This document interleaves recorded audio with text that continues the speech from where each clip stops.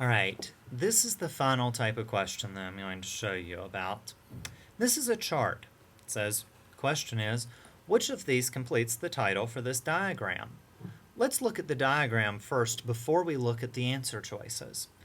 We see in the middle, results of the question mark. That's the information we're trying to figure out. Now let's look at some of the results. Proclamation of 1763 issued. 1763, we are talking early U.S. history. The Stamp and Sugar Acts are passed. These were things that caused the American Revolution that made the colonists really upset. Up here, the British gained territory.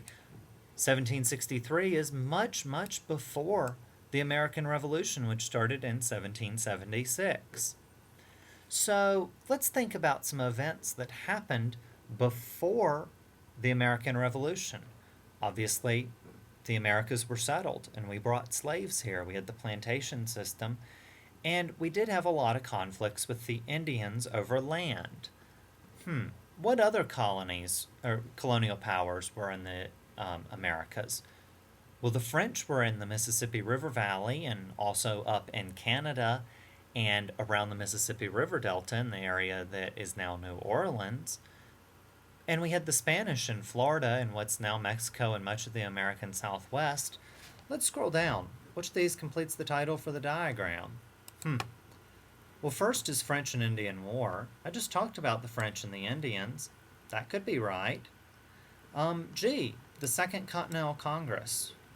Well, the Second Continental Congress would have come after the First Continental Congress, and that's a little bit later. We know that the Continental Congresses were right around the time of the American Revolution, so that would be 1776. That can't be right, because results of this meant that the Proclamation of 1763 came after. So it can't be the Second Continental Congress. Now, the Articles of Confederation were the first form of American government after we gained our independence. That can't be right. And then the Monroe Doctrine. Well, the Monroe Doctrine talked about stay out of our hemisphere and we'll stay out of yours.